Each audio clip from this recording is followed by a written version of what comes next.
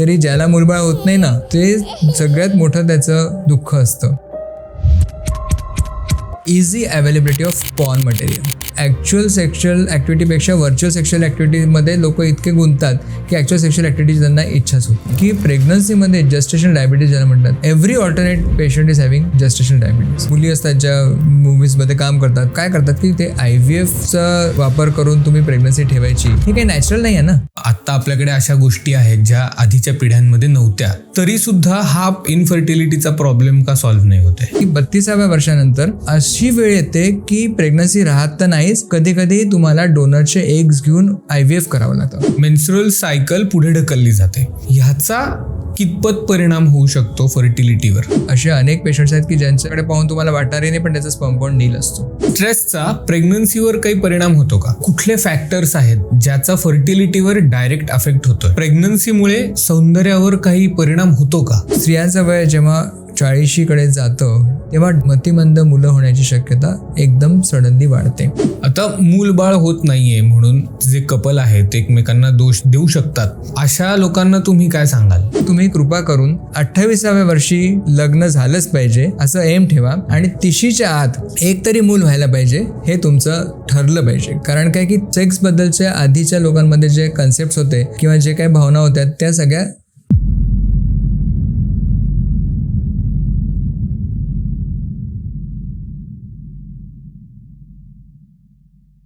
नमस्कार मंडळी, वैचारिक किडाच्या वैचारिक गप्पांमध्ये तुम्हा सगळ्यांचं स्वागत आहे.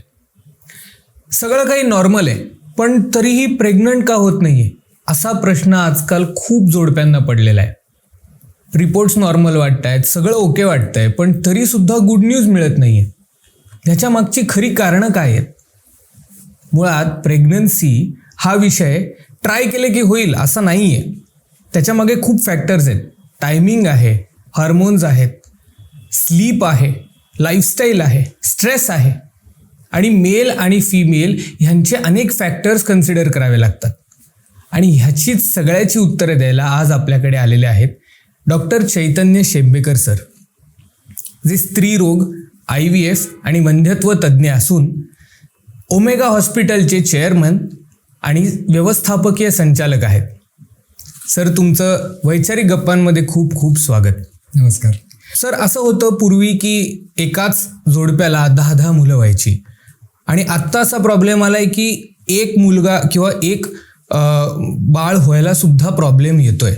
तर असं काय बदल घडलाय पूर्वीच्या आणि आत्ताच्या लोकांमध्ये? पूर्वीच्या काळी अष्टपुत्र सौभाग्यवती भव असा आशीर्वाद द्यायचे आणि ते लोक आशीर्वाद तो फॉलो पण करायचे आणि तो पूर्णही करायचे. म्हणजे मला एक इथे सांगावंसं वाटतं की माझे वडील आणि ते भावंड, माझे काका आणि आत्या मिळून 8 लोक आहेत आणि ते खरोखरीच 8 मुलं माझ्या आजोबांना झाले, आजोबाजींना झाले. तर त्या काळी ते अर्थातच कॉमन होतं आणि लोकांना त्याबद्दल काही वाटायचंही नाही. आता जसं तू मला म्हणालास की हे का होत आहे, 30 नंतर लग्न करणारी जोडपे आता वाढत चालली. पण उशिरा लग्न हा माझ्या मते एक महत्त्वाचा फॅक्टर झाला आहे ज्यामुळे फर्टिलिटीचं प्रमाण कमी होत चाललेलं आहे. तुम्ही म्हणताय की उशिरा लग्न होत आहेत, पण हाच एक वेळ असतो किंवा हाच काळ आहे ज्याच्यामध्ये आत्ता सध्या लोक त्यांचं करिअर मोठं करण्याच्या मागे धावत आहेत. तर ह्याच्यावर काय उपाय तुम्ही सांगाल? आजकाल सबॅटिकलचा जमाना आहे. लोक 1 वर्ष सुट्टी घेऊन काहीतरी रिसर्च करतात, कोणी 1 वर्ष सुट्टी घेऊन कुठेतरी ट्रॅव्हल करतात, कुठे काय एक्सप्लोर करतात. तर why not consider this as 1 year in your life which you are dedicating for motherhood. की जसं जसं वय वाढतं तसं तसं ओव्हरीजचा काम करण्याची क्षमता कमी होत जाते. 2014मध्ये आमच्या इन्फर्टिलिटीच्या विषयामध्ये फर्टिलिटी आणि स्टरिलिटी नावाचं एक जर्नल आहे. त्यामध्ये एक आंखें खोल देनेवाला असा रिसर्च त्यांनी प्रेझेंट केला होता, ज्याच्यामध्ये त्यांनी इंडियन विमेन आणि स्पॅनिश विमेन यांचा ओव्हरीजच्या कॅपॅसिटीचा आणि ओव्हरियन रिझर्वचा कम्पॅरिझन केली. बरं. आणि त्यांच्या असं लक्षात आलं की भारतीय स्त्रियांचं ओव्हरियन एज हे स्पॅनिश स्त्रियांच्या 6.2 years अहेड असतं. याचा अर्थ 32 वर्षाची भारतीय स्त्री तिच्या ओव्हरीजच्या मध्ये जेवढा साठा असतो किंवा तिच्या जेवढी ओव्हरीजची कॅपॅसिटी असते ती स्पॅनिश महिलेच्या 38व्या वर्षी असते. म्हणजे आपण 6 वर्ष मागे आहोत. आणि त्यामुळे होतं काय की आपल्याला वाटतं की हे लोक जसं कॉकेशन्स आपण त्यांना म्हणतो, हे लोक 35 वर्षानंतर किंवा 38व्या वर्षी लग्न करतात, 36व्या वर्षी लग्न करतात आणि त्यांना मुलं होतात. मग आपल्याला वाटतं की त्यांना मुलं होतात. मग आपण आता अर्ध्याधिक लोक IT मुळे कधी अमेरिकेत असतात, कोणी लोक युरोपमध्ये असतात, कोणी इंग्लंडमध्ये असतात, ते त्यांना पाहतात आणि त्यांना वाटतं की मग आपल्यालाही लग्न उशिरा करण्यात काय हरकत नाही आहे. पण नेमकं तिथेच गडबड होते आहे. आणि ओव्हरियन रिझर्व्ह जो आहे तो स्पेशली साऊथ ईस्ट एशिया आणि इंडियन्स या इथनिसिटीचा त्याच्याशी काहीतरी संबंध आहे. तर हा प्रॉब्लेम इंडियन इथनिसिटीच्या बाहेरच्या लोकांना देखील आढळून आलेला आहे. म्हणजे आपल्या इथनिसिटीचा त्याच्याशी काहीतरी रोल आहे, त्याचा काहीतरी संबंध आहे. आणि त्याच्यामुळे होतं काय की 32व्या वर्षानंतर ओव्हरियन रिझर्व्ह झपाट्याने कमी होतो आणि त्यामुळे अशी वेळ येते की प्रेग्नन्सी राहत तर नाहीच, कधी कधी तुम्हाला डोनरचे एग्स घेऊन IVF करावं लागतं. आणि ही वेळ येते कारण काय की आपण लग्न करायला उशीर करतो. रेफरन्स पण देतो की तुम्ही कृपा करून 28व्या वर्षी लग्न झालंच पाहिजे असं एम ठेवा आणि 30च्या आत एक तरी मूल व्हायला पाहिजे हे तुमचं ठरलं पाहिजे. कारण काय की 30 नंतर प्रेग्नन्सी राहायला त्रास होतो आणि 32 नंतर तो त्रास अधिकच वाढत जातो. आणि मला असं वाटतं की या तुमच्या चॅनलच्या माध्यमातून हा संदेश घरोघरी पोचायला पाहिजे. आपल्या भारतीय लोकांचे इथनिसिटीच्या प्रॉब्लेममुळे आपला ओव्हरीजचा साठा कमी असतो आणि म्हणून त्या कारणाने 30च्या आत एक तरी मूल व्हायलाच हवं. असं बऱ्याचदा होतं की लग्न लवकर केलंय पण लोक काही अशा चुका करतात ज्याच्यामुळे त्यांना परत हाच जो प्रॉब्लेम तुम्ही सांगितला त्याला फेस करावं लागतं. तर असं का होत आहे? लग्नानंतर मूल किती वर्षात व्हायला हवं? तर आमच्याकडे आता आमचे काही ओळखीचे असतात, मग ते माझ्याकडे येतात. आले की मी त्यांना असं विचारतो की कसं काय चाललंय काय नाही, आणि मग हळूच म्हणतो की आता प्रेग्नन्सीचं काय, तर ते मला असं ब्लँक लुक देतात आणि हे अंकल काय सांगतात आहेत असं त्यांचं हे असतं. आणि ते त्यांना असं लगेच वाटायला लागतं की व्हाय यू आर सो जजमेंटल, तुम्ही आम्हाला आमचं लाईफ का नाही जगू देत, अशा प्रकारची त्यांची रिॲक्शन असते. पण एक गोष्ट लक्षात ठेवायला हवी की योग्य वेळी योग्य गोष्ट होणं आवश्यक आहे. कारण कसं असतं की सुरुवातीच्या उमेदीच्या काळात जेव्हा लग्न तुमचं होतं तेव्हा तुमच्या शारीरिक संबंधाची फ्रिक्वेन्सी देखील जास्त असते आणि हा एक ऑब्व्हियस लॉजिकल मुद्दा आहे. आणि त्याच्याकरता एक पॉईंट मी सांगू शकतो की समजा सुरुवातीला तुमचं शारीरिक संबंध आठवड्यात 3दा किंवा 4दा होतात, ज्याला आपण ट्रायविकली म्हणू शकतो, आणि 5 वर्षानंतर ते ट्राय वीकली म्हणजे 3 आठवड्यात 3दा होणारे संबंध ट्राय वीकलीवर जातात, कारण शारीरिक संबंधाची ओढ देखील राहत नाही. आणि त्याच्यामुळे नेमकं होतं काय की प्रेग्नन्सी राहायची शक्यता आणखीन कमी होते. आणि म्हणून मला असं वाटतं की तुमचं honeymoon period is say of 1 year, may be of 2 years, but not more than 2 years. त्याच्यानंतर तुम्ही एकमेकांना ओळखता, तुमच्या एकमेकांच्या फॅमिलीची ओळख होऊन जाते, तुम्ही ॲडजस्ट होता नवीन घरामध्ये, आणि मग तुम्ही मुलंबाळ होण्याकरता विचार करून त्याच्याकरता पावलं उचलणं आवश्यक आहे. घर, फॅमिली, काम हे म्हणलं की स्ट्रेस येतो. तर ह्या स्ट्रेसचा प्रेग्नन्सीवर काही परिणाम होतो का? तणाव आणि इन्फर्टिलिटीचा डायरेक्ट संबंध नसला तरी एक गोष्ट लक्षात ठेवायला पाहिजे की स्ट्रेसमुळे आणि स्ट्रेस नसल्यामुळे काय फरक पडतो. तर स्त्रियांमध्ये हायपोथॅलॅमो पिट्युटरी ओव्हरियन ॲक्सिस असतो, आणि हा ॲक्सिस जो असतो तो actually it's like a orchestra, ज्याच्यामुळे ओव्ह्युलेशन होतं आणि सगळी सिस्टीम बरोबर चालते. आणि तो ॲक्सिस जो आहे तो हायपोथॅलॅमस कंट्रोल करतो. Hypothalamus is the higher centre of the brain which is controlled by emotions. So if you have suppose you do exercise आणि एंडॉर्फिन्स गुड हार्मोन्स रिलीज झाले तर तुम्हाला आनंदी वाटतं आणि त्याचा फायदा तुम्हाला होतो. सपोज तुम्ही व्यसनाच्या आहारी गेले तर तुम्ही त्या विशेष सर्कलमध्ये फसता आणि तो HPO ॲक्सेस त्याला ओव्ह्युलेशनला सप्रेस करतो. म्हणजे इनडायरेक्टली फर्टिलिटीचा वर परिणाम होतो. तसंच पुरुषांमध्ये काय होतं की 2 प्रकारचे प्रॉब्लेम्स असतात. एक म्हणजे सिमेन काउंटचा प्रॉब्लेम किंवा स्पर्म काउंटचा प्रॉब्लेम. स्पर्म काउंट कमी होऊ शकतो, ज्याचा डायरेक्ट संबंध आजच्या तारखेमध्ये स्मोकिंग आणि अल्कोहोल एजशी, आणि त्याच्यामध्ये tobacco is more dangerous tobacco in any form is very dangerous. त्याच्यामुळे स्मोकिंग, आता नागपूरच्या आमच्याकडे विदर्भाचं कल्चर आहे खर्रा. नागपुरात आणि विदर्भात खर्रा, इतके लोक खर्राचे शौकीन आहेत. आणि मी जेव्हा पेशंटचं सिमेन काउंट कमी असतो तेव्हा मी त्याला डायरेक्ट प्रश्न विचारतो की खर्रा किती दिवसांत किती वेळा खातो, आणि तो हमखास खर्रा खात असतो. तर हे जे प्रकार आहेत, या प्रकाराचा दुष्परिणाम तर होतोच होतो. परंतु पुरुषांमध्ये आणखीन एक प्रॉब्लेम आहे इरेक्टाईल डिस्फंक्शनचा. आणि जसं मी तुम्हाला सांगितलं की हायपोथॅलॅमो पिट्युटरी ओव्हरियन ॲक्सिस हा स्त्रियांमध्ये असतो, तसंच हायपोथॅलॅमो पिट्युटरी आणि टेस्टिक्युलर ॲक्सिस हा माणसांमध्ये असतो, आणि त्याचा पण संबंध अर्थातच स्ट्रेसशी आहे. तर या सगळ्या गोष्टी तर होतातच आहे. त्याच्यामुळे इरेक्शनचा देखील प्रॉब्लेम येतो, आणि इरेक्टाईल डिस्फंक्शन हा एक प्रॉब्लेम आणि स्पर्म काउंट कमी असणं हा दुसरा प्रॉब्लेम. हे दोन्ही प्रॉब्लेम्स बरेचदा सोबत देखील असतात. एक पॉईंट विशेषत्वाने मला इथे सांगावासा वाटतो, जो की महत्त्वाचा आहे, तो म्हणजे easy availability of porn material.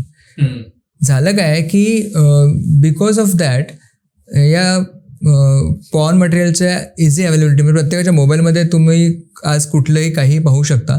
त्याच्यामुळे ॲक्च्युअल जे सेक्सबद्दलच्या आधीच्या लोकांमध्ये जे कन्सेप्ट्स होते किंवा जे काही भावना होत्या त्या सगळ्या गायब झालेल्या आहेत. आणि बरेचदा ॲक्च्युअल सेक्शुअल ॲक्टिव्हिटीपेक्षा व्हर्च्युअल सेक्शुअल ॲक्टिव्हिटीमध्ये लोक इतके गुंततात की ॲक्च्युअल सेक्शुअल ॲक्टिव्हिटीची त्यांना इच्छाच होत नाही. तर हाही एक मुद्दा आहे जो मला इथे विशेषत्वाने नमूद करावा असं वाटतो की जिममध्ये जाणारे मुलं, म्हणजे आता जिमचं फॅड आजकाल खूप वाढलेलं आहे आणि ते बिलकुल चांगलं आहे. त्याच्यामध्ये मी जिमला जाऊ नका असं कधीच कोणाला म्हणणार नाही. इनफॅक्ट आपण म्हणतो की व्यायाम करा. पूर्वीच्या काळी व्यायाम करायला किंवा ते पहिलवान लोक कुस्ती खेळायला जायचे, मल्लखांब करायचे, हे करायचे. नंतर आता जिम आलेले आहेत नवीन याच्यामध्ये. तर जिममध्ये जाणं ठीक आहे, व्यायाम करणं हे ठीक आहे, पण ऑब्सेशन अबाउट बॉडी बिल्डिंग खूप वाढत चाललं आहे. आणि त्या ऑब्सेशनमुळे होतं काय की ॲनाबॉलिक स्टिरॉइड्स खूप जास्त प्रमाणात कन्झ्युम केले जातात. तर माझ्याकडे जर पेशंट आला आणि तो जर टिपिकल मसलवाला, बॉडी बिल्डिंगवाला, जिमवाला जर असेल आणि तो असा बसल्यावर मला लक्षात येते की हा जिमवाला आहे, तर मी त्याला फक्त एक विचारतो की अरे बाबा जिममध्ये जातो ही तर गोष्ट चांगली आहे, पण ॲनाबॉलिक स्टिरॉइड्स घेतो का?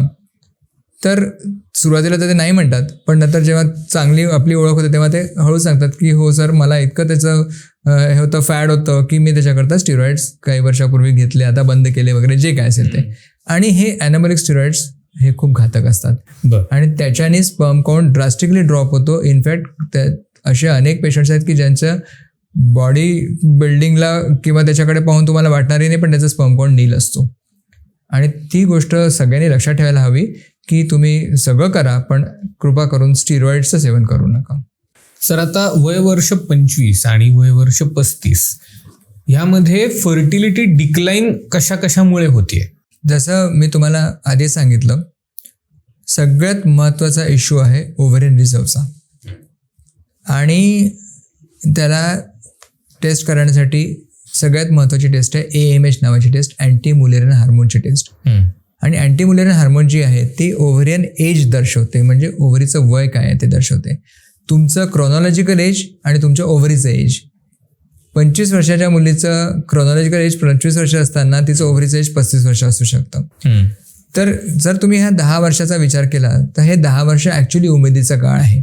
आणि म्हणून 25 to 35 जो एज आहे ते मला वाटतं सगळ्यात उमेदीचा काळ आहे. त्याच्यामध्ये आणि काय असतं की वय आहे ना, हे वय तुमच्या it is in your favour. कारण काय की आज जेव्हा आम्ही IVF करतो आणि जेव्हा 45 वर्षाच्या किंवा, कारण 50 वर्षापर्यंत IVF अलाउड आहे, 48 वर्षाच्या पण स्त्रिया येतात, त्यांच्या स्वतःची कॅपॅसिटीच नसते हो, फिजिकल कॅपॅसिटीच नसते मुलं बाळ होण्याची. कारण प्रेग्नन्सीचं जे वय आहे ते वय निघून गेलेलं असतं. त्याच्यामुळे जसं जसं वय वाढणार तसं जसं सगळे प्रॉब्लेम सुरू होणार. बरं, आज आपला देश हा डायबिटीसची राजधानी आहे असं म्हणतात, ब्लड प्रेशरची राजधानी आहे असं म्हणतात. कारण त्याच्याकरता जे इतकं प्रमाण त्याचं वाढत चाललं आहे की प्रेग्नन्सीमध्ये जस्टेशनल डायबिटीज ज्याला म्हणतात, every alternate patient is having gestational diabetes.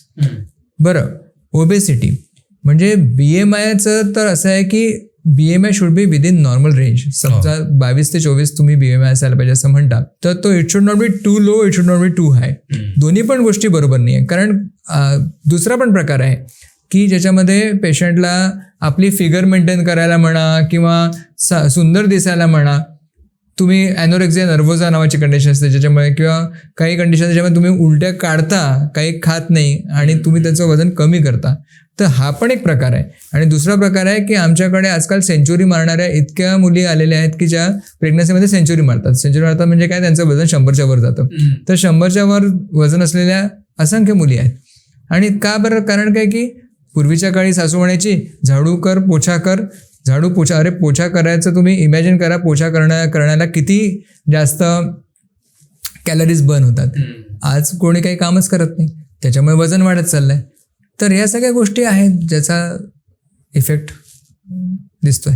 वेळेत जेव्हा मूल होतं, जसं तुम्ही म्हणालात की एक सर्टन एज आहे, त्याच्या आधी मूल होणं बेटर आहे, तर तेव्हा झालेलं मूल आणि त्याच्यानंतर झालेलं मूल ह्यांच्या हेल्थमध्ये काही फरक असतो का?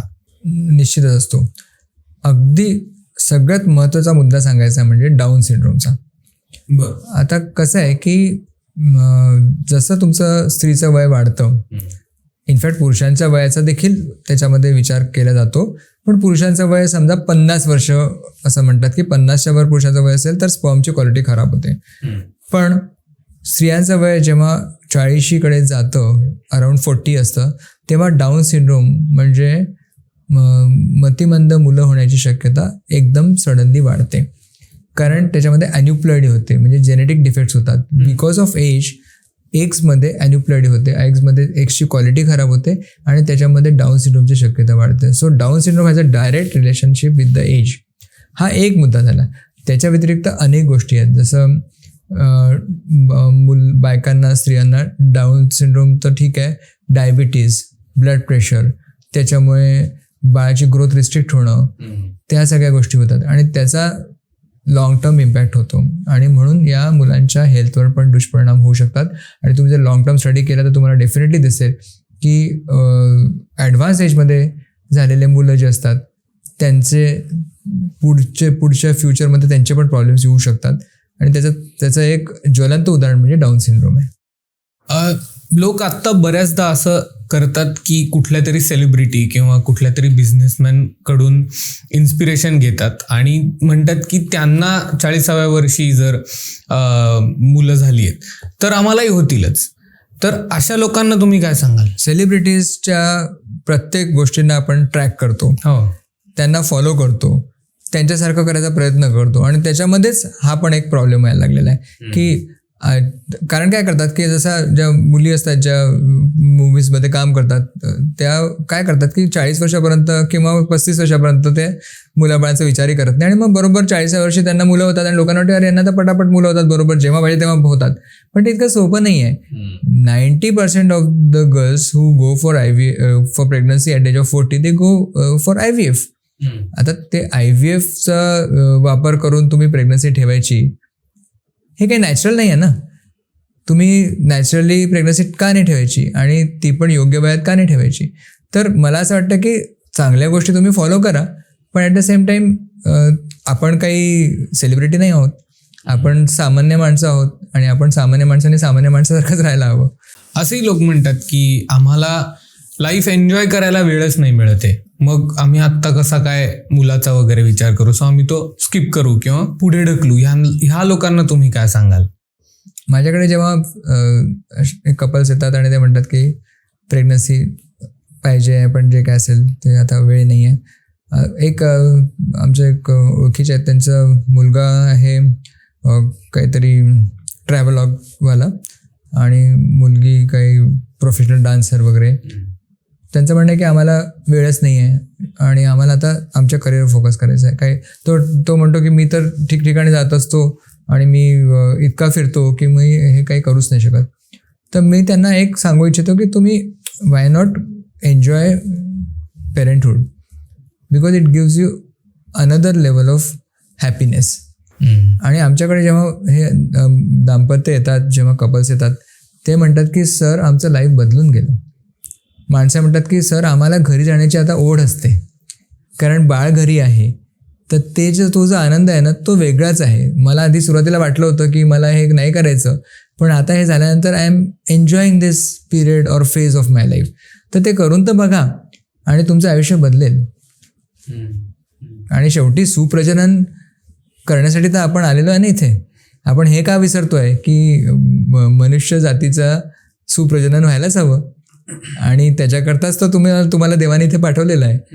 सर, आत्ताच्या लाईफस्टाईलचा जर विचार केला तर असे कुठले फॅक्टर्स आहेत ज्याचा फर्टिलिटीवर डायरेक्ट अफेक्ट होतोय? लाईफस्टाईलचा इश्यू तर महत्त्वाचा आहेच, प्रश्नच नाही. आणि त्याच्यामध्ये 2-3 फॅक्टर्स आहेत जे मला इथे महत्त्वाचे वाटतात. त्याच्यामध्ये एक म्हणजे एक्सरसाइज. आणि एक्सरसाइजचं काय झालं आहे की 2 प्रकारचे लोक आजकाल मला सोसायटीमध्ये दिसतात. एक म्हणजे एक्सरसाइज मुळीच न करणारे आणि दुसरे म्हणजे एक्सरसाइज इतकं करणारे की धावता धावता लोकांना कार्डियक अरेस्ट व्हायला लागला आहे. आणि तुम्हाला 50व्या वर्षी कोणाला तरी वाटते आपल्याला मॅरेथॉन करायला पाहिजे, वयाच्या 50व्या वर्षी मॅरेथॉन सुरू करतात. अरे तुम्ही आयुष्यात कधी धावलेच नाही, कधी व्यायामच केला नाही, तर तुम्ही मॅरेथॉन 20-20 किलोमीटर जर तुम्ही धावाल तर तुमचं काय होईल? तर too much obsession about exercise किंवा मग बिलकुलच एक्सरसाइज नाही करणं. तर याच्यामध्ये स्मार्ट अप्रोच म्हणतात जो महत्त्वाचा असतो. ते फूडचं पण खूप फॅड निघालं की कोणाला हे डाएट, कुठलं ते डाएट, तर कोणी फक्त कार्बोहायड्रेट्स खातात, तर कोणी दीक्षित डाएटच फॉलो करतात, तर कोणी दिवेकरांचं डाएट फॉलो करतात. ठीक आहे, सगळ्या डाएटचं आपापल्या ठिकाणी महत्त्व आहे. पण तुम्ही जर 2 महिन्यामध्ये 20 किलो 30 किलो वजन कमी करायचा प्रयत्न केला काहीतरी करून, तर लक्षात ठेवा की पुढच्या 6 महिन्यामध्ये रिबाउंड तुमचं वजन अजून 40 किलोनी वाढतं. कारण काय की तुम्ही कुठली लाईफस्टाईल रेग्युलर जी असते, आपण वरण भात भाजीपोळी खाणारे लोक आहोत आणि तुम्ही सडनली काहीतरी चेंज केलं तर तुम्ही काही दिवस करू शकता, पण ते नेहमी करता तुम्ही नाही करू शकत आणि मग तुमचं रिबाउंड वेट गेन होतं, विच इज मोर डेंजरस. आणि म्हणून तुम्ही जे एक्सरसाइज करता तो असा असायला पाहिजे की तुमचं टार्गेट ठेवा तुम्ही 5% weight reduction over the period of 2 months and that target you should continue you achieving so that you over the period of time तुम्ही त्याचा वेट रिडक्शनवर तुम्ही चांगलं काम करू शकता. अजून एक मुद्दा आहे जो की महत्त्वाचा आहे आणि तो म्हणजे स्क्रीन टाईमचा. बरं, स्क्रीन टाईमचा कसा संबंध आहे हे मी थोडक्यात तुम्हाला सांगतो. पॉलिसिस्टिक ओव्हरियन सिंड्रोम नावाची एक कंडिशन आहे जी मुलींमध्ये खूप कॉमनली असते, ज्याच्यामध्ये ओव्हरीजवर स्वेलिंग असतं आणि त्याच्यामुळे ओव्ह्युलेशन होत नाही. आता काही रिसर्च झाले आहेत, त्या रिसर्चमध्ये त्यांच्या असं लक्षात आलं की पॉलिसिस्टिक ओव्हरियन सिंड्रोम वाढायचं कारण काय आहे, तर डिस्टर्बन्स इन सर्कॅडियन रिदम. कसं असतं की आपल्या बॉडीला एक सवय असते की तुम्ही सकाळी समजा 7 वाजता उठता, मग तुम्ही जे काही दिवसभर काम करता, रात्री 11 वाजता झोपता, 9 वाजता जेवता, 10, 10:30, 11ला झोपता. ही जी सिस्टीम असते ही सिस्टीम चालू असते.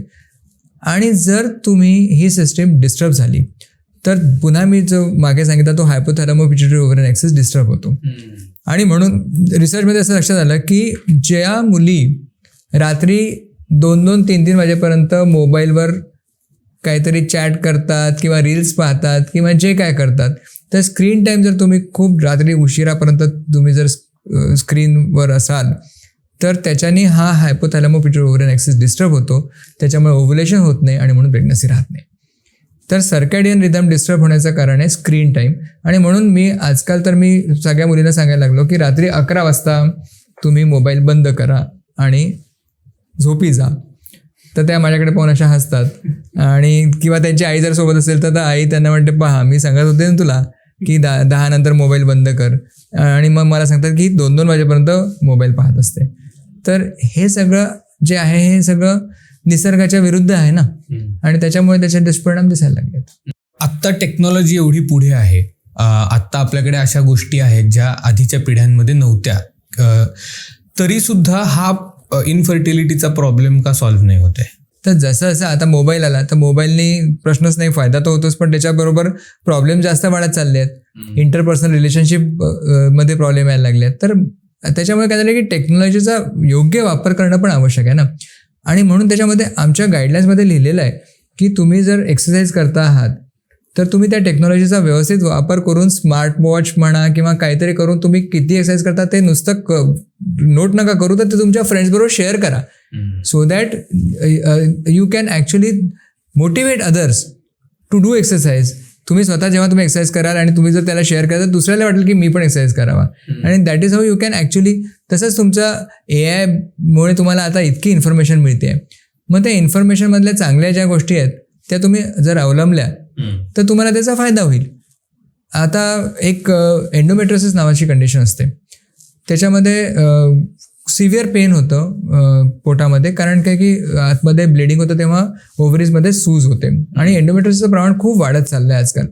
इन्फर्टिलिटीचं एक मुख्य कारण आजकाल एंडोमेट्रियोसिस हे झालेलं आहे. बरं. तर त्याच्या गाईडलाईन्समध्ये त्यांनी दिलेलं आहे की you should use modern technology and you should use apps to track your problems. Like suppose you have pain, suppose you have irregular cycles, तुमच्या सायकल्स बरोबर येत नाही, तर you should actually develop apps and such apps, health apps, should help patients or people to track their cycles, pain, everything, which will help them in solving their problems. So अशा प्रकारे आपण definitely टेक्नॉलॉजीचा उपयोग करू शकतो आणि तो करायलाच हवा.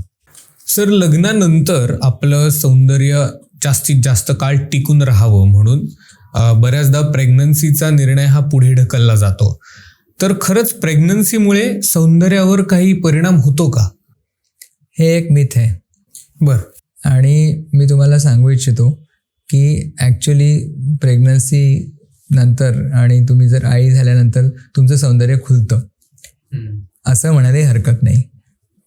आता काय आहे की फिजिओलॉजिकल चेंजेस होत असतात बॉडीमध्ये, ज्याच्यामध्ये जसं प्रेग्नन्सी जशी वाढायला लागते तसं तसं तुमच्या मानेवर काळे डाग येतात, त्याच्यानंतर तुमच्या पोटावर स्ट्रेच मार्क्स येतात, नंतर बऱ्याच लोकांना थोडंसं पिंपल्स येतात, वजन वाढतं, पायावर सूज येते आणि मग तुम्हाला असं वाटायला लागतं की अरे मी कशी दिसत होती आणि मी आता कशी दिसते आहे.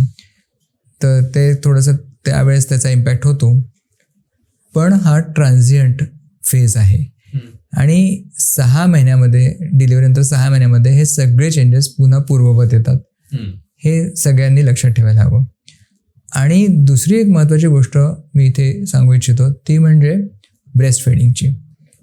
ब्रेस्ट फिडिंग जर तुम्ही 1 वर्षापर्यंत व्यवस्थित ब्रेस्ट फिडिंग केलं तर it is the best method of exercise. किंवा कारण काय की ब्रेस्ट फिडिंगमध्ये तुमच्या जितक्या कॅलरीज बर्न होतात तेवढ्या कॅलरीज तुम्हाला कुठल्याही व्यायामात बर्न होत नाही. आणि म्हणून ब्रेस्ट फिडिंग जर तुम्ही वर्षभर व्यवस्थित केलं तर तुमचा बांधा तेवढा सुडोल राहील, तुमचं वजन वाढणार नाही आणि तुमच्या चेहऱ्यावर पण ग्लो येईल. तर मला असं वाटतं की ही गोष्ट बऱ्याच लोकांना माहिती नसते की जसं समजा 2200 कॅलरीज तुम्हाला एक रिक्वायरमेंट असते एनर्जीची, प्रेग्नन्सीमध्ये ती 2500 कॅलरीज असते आणि लॅक्टेशनमध्ये ती 2800 कॅलरीज असते. म्हणजे you require maximum calories during lactation because the calories burned during lactation are maximum. The requirement is more than what it is during pregnancy. आणि म्हणून तुम्ही इनफॅक्ट लॅक्टेशन पण करा. आणि तुम्हाला जी भीती वाटते की या प्रेग्नन्सीमुळे आपलं सौंदर्यावर परिणाम होईल तसं मुळीच होत नाही. तुम्ही पूर्ववत जशा होत्या तशा दिसू शकता. अर्थात तुम्हाला त्याच्याकरता पुढे जाऊन एक्सरसाइज करणं हे करणं सगळं आवश्यक आहे. आणि मी जसं सांगितलं तसं ब्रेस्ट फिडिंग जर तुम्ही केलं तर तुमचं वजन आपोआपच कंट्रोलमध्ये राहील आणि बाकी पण चेंजेस जे असतात ते हळूहळू करून पूर्ववत होतात. थोडंसं पेशन्स ठेवा, 6 महिन्यामध्ये तुमचं सगळे चेंजेस पूर्ववत होतात. असं होतं की काही विशेष कारणांसाठी कुठली तरी औषधं घेऊन मेन्स्ट्रुअल सायकल पुढे ढकलली जाते. ह्याचा कितपत परिणाम होऊ शकतो फर्टिलिटीवर? एखाद वेळेस असं जर तुम्ही केलं तर काही फरक पडत नाही. त्याच्यात ज्या काही गोळ्या असतात त्या गोळ्या अशा हार्मफुल असतात असं नाही आहे. पण तुम्ही जर सतत असं करायला लागले तर तुम्ही त्या नॅचरल सायकलशी you are playing with that natural cycle which is not good. तर वर्षातनं एखाद वेळेस असे काही प्रसंग येतात किंवा वेळ येतो जेव्हा तुम्हाला पिरियड्स पोस्टपोन करायचे आहेत तर त्यावेळेस तुम्हाला गोळ्या घ्याव्या लागल्या तर दॅट इज ॲक्सेप्टेबल आणि दॅट इज ओके आणि त्यांनी काही विशेष प्रॉब्लेम येत नाही. पण जसं मी तुम्हाला सांगितलं की ओव्हुलेशनचा जो ॲक्सिस असतो ते ओव्हुलेशनची सायकल असते आणि ती सायकल तुम्ही सतत जर डिस्टर्ब केली तर ते युट्रसही कन्फ्यूज होऊन जातं, ते ओव्हरी कन्फ्यूज होऊन जाते आणि तुमचं ब्रेन पण कन्फ्यूज होऊन जातं की काय चाललं आहे. आणि त्याच्यामुळे मग प्रेग्नन्सीवर पण म्हणजे प्रेग्नन्सी राहण्यावर पण प्रॉब्लेम येऊ शकतो. आणि म्हणून हे सारखं नको करायला. पण एखाद्या विशिष्ट प्रसंगी किंवा विशेष कारणासाठी जर तुम्ही असं केलं तर ते चालू शकतं. आता मूलबाळ होत नाहीये म्हणून जे कपल आहेत ते एकमेकांना दोष देत असतात किंवा देऊ शकतात. अशा लोकांना तुम्ही काय सांगाल? एक चांगला बदल आपल्या समाजात होतो आणि तो मला असं वाटतं कायम राहावा. इनफॅक्ट तो जास्त चांगल्या पद्धतीने व्हावा की आजकालचे इन लॉज म्हणा, सासू सासरे म्हणा किंवा नवरे पण बरेच अंडरस्टँडिंग त्यांचं वाढलेलं आहे. आणि दोन्हीकडनं म्हणजे कधी कधी कसं असतं की पुरुषांमध्ये पण प्रॉब्लेम असतात. कधी इरेक्शनचा प्रॉब्लेम असतो, कधी स्पर्म काउंट कमी असतो. तर नवरा बायकोनी एकमेकांना समजून घेणं आणि मुख्य म्हणजे फॅमिलीचा सपोर्ट असणं अतिशय आवश्यक आहे. कारण ते जर असेल तर फर्टिलिटीची ट्रीटमेंट करणं आम्हाला खूप सोपं होऊन जातं. कारण स्ट्रेस जर नसेल ना तर ती ट्रीटमेंट चांगली काम करते आणि लवकर रिझल्ट्स मिळतात. IVFच्या पेशंटचा सर्वे होता की तुम्ही IVF करायला येतात तर तुम्हाला किती स्ट्रेस आहे किंवा तुम्हाला घरचे लोक कसे ट्रीट करतात, तुमचा नवरा तुम्हाला त्रास देतो का, तुमचे सासू सासरे तुम्हाला काही म्हणतात का, सासू त्रास देते का, नणंद त्रास देते का. तर 90% लोकांनी सांगितलं की आम्हाला काही त्रास नाही आहे आणि आमच्याकडे जे काही आमच्या फॅमिली मेंबर्स आहेत ते आम्हाला चांगले ट्रीट करतात, काही प्रॉब्लेम नाही. तर this is a good change, welcome sign. आणि हे असंच कायम राहावं. आणि इनफॅक्ट जर कोणी त्रास देत असेल तर त्यांना सुद्धा मी सांगू इच्छितो की असं करू नका. कारण काही त्यांना बिचारायला स्वतःलाही माहिती नसतं की त्यांच्यामध्ये काय प्रॉब्लेम आहे.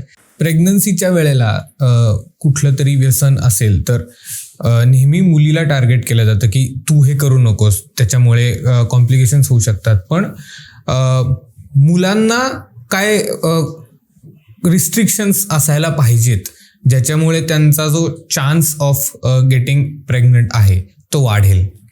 मला तर असं वाटतं की हे जेंडर डिस्क्रिमिनेशन व्हायलाच नको. कारण काय की आज आपण जेव्हा स्त्री पुरुष समानतेच्या गोष्टी करतो तेव्हा त्या समानता सगळीचकडे लागू पडते. म्हणजे मी जसं मगाशी म्हटलं की मुली जास्त सिगरेट प्यायला लागल्यात तर काय होतं की आपण जसं आता समजा रस्त्याने जातोय आणि एखादी मुलगीच आपल्याला सिगरेट ओढताना दिसली तर आपली नजर आपोआपच तिकडे वळते आणि आपण आपण म्हणतो अरे पहा आजकाल कशा मुली सिगरेट प्यायला लागल्या. आणि मुली म्हणतात की why should boys have all the fun. आजकाल मुली एक्सप्लोअर करायच्या स्टेजमध्ये गेल्या आहेत. म्हणजे मला आठवतं की आमच्या लहानपणी संक्रांतीला फक्त मुलं पतंग उडवायचे, मुली फक्त गच्चीत देऊन उभ्या राहायच्या किंवा पाहायच्या किंवा जास्त चक्री पकडायच्या. आजकाल सगळ्या मुली पतंग उडवायला लागल्या आणि त्या एन्जॉय करायला लागल्या. पण that is okay. And in fact आता आपण पाहतोय मुलींचं क्रिकेट किती पॉप्युलर होतं आहे, तर दॅट्स अ गुड थिंग. तर सगळीचकडे डिस्क्रिमिनेशन करायची काही आवश्यकता नाही. पण ओव्हरऑल सगळ्यांवरच याचा इम्पॅक्ट होतो. पण मुलींचं कसं असतं की शेवटी निसर्गाने जे काही बॉडी निर्माण केलेली आहे त्याच्यामध्ये पुरुषांमध्ये आणि स्त्रियांमधला फरक टेस्टोस्टेरॉनचा तर आहेच. पुरुषांमध्ये टेस्टोस्टेरॉन असतात, स्त्रियांमध्ये इस्ट्रोजन असतात. तर स्त्रियांचं शरीर जे असतं ते आई होण्यासाठी घडवलेलं असतं आणि त्याच्यामध्ये बॉडीमध्ये पण फरक असतो. त्याच्यामुळे अल्कोहोलचा पण इफेक्ट खूप लवकर मुलींमध्ये दिसतो. म्हणजे तेवढा मुलांना जेवढा इफेक्ट होतो त्याच्यामुळे आपण म्हणतो ना की मुली आजकाल खूप ड्रंक पण असतात किंवा लवकर, तर त्यांना लवकर त्याचा इफेक्ट पण लवकर येतो आणि त्याच्यामुळे त्या आउट ऑफ कंट्रोल लवकर होतात.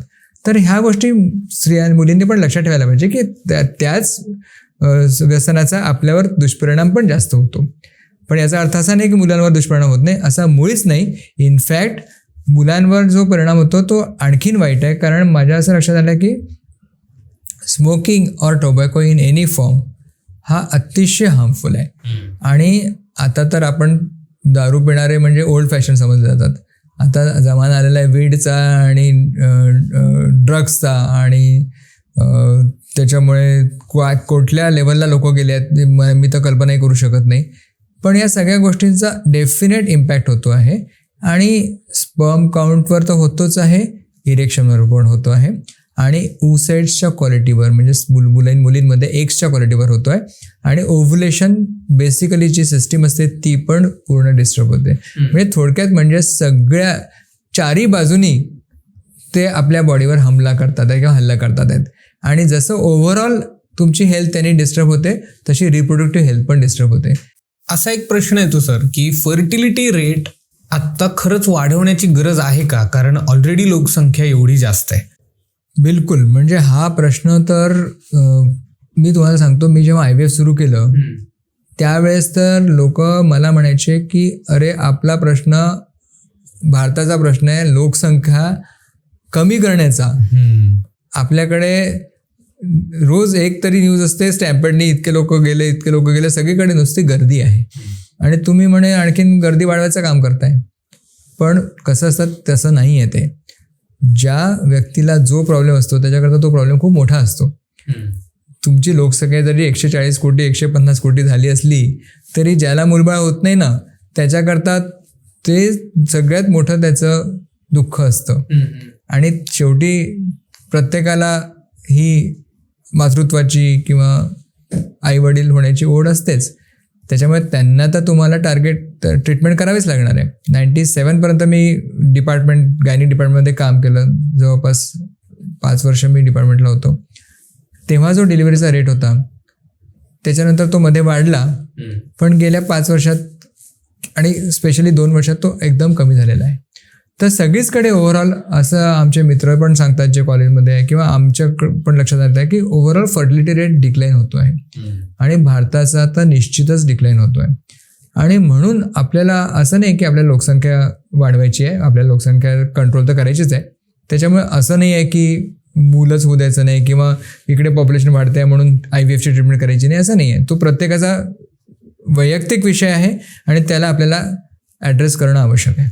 IVF एग फ्रीजिंग हा शेवटचा पर्याय आहे का? एग फ्रीजिंग, सोशल एग फ्रीजिंगचा अवेअरनेस वाढलेला आहे. त्याचं महत्त्वाचं कारण काय आहे की ज्या IT कंपनीज आहेत, कॉर्पोरेट कंपनीज आहेत, ते लोक इन्शुरन्सचं पॅकेज द्यायला लागले आहेत एग फ्रीजिंग करायला. आणि त्यांचं शेवटी दे मीन बिझनेस. त्यांचं म्हणणं आहे की आता तुम्ही ज्यावेळेस तुम्ही उमेदीचा काळ असतो त्यावेळेस तुम्ही काम करा, या प्रेग्नन्सीच्या आणि याच्या चक्करमध्ये पडू नका आणि एग फ्रीजिंग करा आणि नंतर 40व्या वर्षी प्रेग्नन्सी प्लॅन करा. आणि जे बदल आपण पाहतो आहे त्याच्याप्रमाणे आम्हाला पण वागावं लागतं आणि आम्ही पण एग फ्रीजिंग करतो. पण मी तुम्हाला खरं सांगतो, मनापासून मी एग फ्रीजिंगच्या बिलकुल फेवरमध्ये नाही आहे. त्याचं महत्त्वाचं कारण काय आहे की समजा स्पेसिफिक काही कंडिशन असेल की बाबा समजा आपल्याला काहीतरी कारण आहे ज्याच्यामुळे त्या मुलीला लग्न करणं शक्य नाही आहे आणि तिने एग फ्रीजिंग केलं तर समजू शकतं. पण एक ब्लँकेट असा विचार की बाबा आता एग फ्रीजिंग करू आणि 40व्या वर्षी प्रेग्नन्सी ठेवू, हा योग्य नाही. प्रत्येकाने असं करायला लागले तर मुश्किल होईल आणि आम्हाला ऑब्स्टेट्रिशियनला ट्रीटमेंट करता करता आमच्या नाकी नऊ येतील. कारण जसं वय वाढतं तसं प्रेग्नन्सी रिलेटेड कॉम्प्लिकेशन्स पण वाढतात आणि हे लक्षातच येत नाही लोकांच्या. इतकंच नाही तर तुम्ही एक साधा विचार करा, 45 वर्षाच्या स्त्रीनी ठरवलं की आता मी आई होणार, मग ती 45व्या वर्षी आई होता होताच तिला त्रास होईल कारण प्रेग्नन्सीचे कॉम्प्लिकेशन्स तिला फेस करावे लागतील. त्याच्यानंतर जेव्हा तिची मुलगी शाळेत जायला लागेल तेव्हा ती ऑलरेडी 50 वर्षाची असेल, 52 वर्षाची असेल आणि जेव्हा तिच्या मुलीच्या लग्नाची वेळ येईल तेव्हा ती काठी टेकत टेकत त्या लग्नाला जाईल. आणि हे प्रॅक्टिकल पॉईंट्स आहेत, याचा विचारच लोक करत नाही.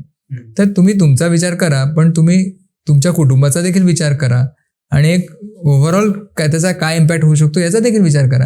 हे फक्त तुम्हाला 1 करोड रुपये पर ॲनमचं पॅकेज आहे आणि गलेलठ्ठ पगाराची नोकरी आहे आणि तुम्हाला वेळ नाही आहे, तुमचं लाईफ खूप छान चालू आहे म्हणून तुम्ही एक फ्रीज करून ठेवा आणि नंतर म्हातारपणे तुम्ही मुलंबाळा करा, त्याच्याने सगळी इकोसिस्टमच डिस्टर्ब होणार आहे ना. तर हे प्रॅक्टिकल पॉईंट्स आहे, याचा विचार कोणी करतच नाही. इतकं सोपं नाही आहे ते. त्याच्यामुळे एग फ्रीजिंग करू शकतो, करायला हरकती नाही, पण काही सिच्युएशन्समध्ये ते केलं तर चालू शकतं. प्रत्येकाने जर असा विचार केला की मी आता एग फ्रीजिंग करते आणि नंतर प्रेग्नन्सी ठेवते तर ते काही योग्य नाही. IVF किंवा ह्या ज्या ट्रीटमेंट्स आहेत त्यांना साधारण खर्च किती येतो? प्रत्येक ठिकाणी एक फीज आकारण्याचं जे ते वेगवेगळं असतं, पण साधारण 2-2.5 लाख रुपये एक असा स्टँडर्ड तुम्ही समजू शकता की ज्याच्यामध्ये IVF होऊ शकतं. प्रॉब्लेम कसा आहे की IVFला सध्या तरी इन्शुरन्स नाही आहे आणि आता काही कंपन्यांनी इन्शुरन्सचे पॅकेजेस देणं सुरू केलं आहे आणि मला वाटतं जास्तीत जास्त कंपन्यांनी पुढाकार घेऊन ते सुरू करावं. कारण काय की मी जेव्हा प्रॅक्टिस सुरू केली 96मध्ये तेव्हा डिलिव्हरीला सुद्धा इन्शुरन्स कव्हरेज नव्हता आणि तेव्हा इन्शुरन्स कंपन्या काय म्हणायच्या की डिलिव्हरी ही नैसर्गिक प्रक्रिया आहे त्याच्यामुळे आम्ही त्याला इन्शुरन्स देत नाही. अरे पण ती नैसर्गिक प्रक्रिया असली तरी त्याला पैसे लागतात ना, ती काय फ्रीमध्ये थोडीच होते किंवा डॉक्टर डिलिव्हरी फ्रीमध्ये थोडीच करतो. मग त्यांच्या ते लक्षात आलं तर आता डिलिव्हरीला इन्शुरन्स मिळायला लागला आहे. पण आता IVFला इन्शुरन्स फार म्हणजे कमी कंपन्यांच्या ऑफर करतात, जास्तीत जास्त कंपन्यांनी ते द्यावं. त्याच्यामुळे काय होईल की ही महागडी उपचार पद्धती बरीच स्वस्त होईल. दुसरी एक चांगली गोष्ट होते आहे, घडते आहे आणि ती व्हायलाही हवी, ती म्हणजे मेडिकल कॉलेजेसमध्ये IVF सुरू झालेलं आहे. आता एम्स नागपूरमध्ये IVFचे युनिट आहे, त्याच्यामध्ये ॲडवायझरी बोर्डमध्ये मी आहे. लता मंगेशकर हॉस्पिटलमध्ये आम्ही IVFचं सेंटर चालू करतो आहे, त्याच्यामध्ये मेंटॉर म्हणून मी काम करतो आहे. गव्हर्नमेंट मेडिकल कॉलेजमध्ये सुद्धा IVFचा प्रपोजल आलेला आहे आणि ते लवकरच सुरू होणार आहे. तर जेव्हा IVF सरकारी संस्थांमध्ये सुरू होईल तेव्हा ते अफोर्डेबल होईल आणि मग गरीबातल्या गरीब व्यक्तीला देखील IVFचा उपचार करणं शक्य होईल. आम्ही देखील आमच्याकडनं प्रयत्न करतो. जसं आम्ही ट्रस्ट फाउंडेशन आहे आमचं, त्या ट्रस्टच्या मार्फत आम्ही गरिबांसाठी, जसं BPL कार्डवाले, अल्पभूधारक किंवा जे मजुरी करणारे लोक आहेत त्यांच्यासाठी आम्ही स्कीम्स करतो, ज्याच्यामध्ये त्यांना अत्यल्प दरामध्ये IVF करून देतो. तर ह्या गोष्टी तर व्हायलाच हव्यात, कारण काय की असं नको व्हायला की फक्त अफोर्डेबल नसल्यामुळे फक्त श्रीमंत लोकच या IVF उपचार पद्धतीचा उपयोग किंवा वापर करून त्यांचा फायदा करून घेऊ शकतात आणि गरीब बिचारा मागे राहतो. असं व्हायला नको आणि त्याच्याकरता गोष्टी सुरू आहेत आणि त्याच्याने डेफिनेटली सगळ्यांपर्यंत ते पोचेल असा मला विश्वास आहे. थँक्यू चैतन्य सर, तुम्ही आमच्या वैचारिक गप्पांवर आलात आणि आमच्या प्रेक्षकांना खूप चांगली माहिती दिलीत, त्याबद्दल खरंच खूप खूप धन्यवाद. थँक्यू. आणि मला पण खूप छान वाटलं, मजा आली तुमच्याशी गप्पा मारायला. थँक्यू. मंडळी, तुम्हाला हा व्हिडिओ जर आवडला असेल तर नक्की लाईक करा, शेअर करा आणि वैचारिक किडा ह्या चॅनलला सबस्क्राईब करा. इनफर्टिलिटीबद्दल अधिक माहिती जाणून घेण्यासाठी आमचे इतर भाग नक्की बघा. धन्यवाद.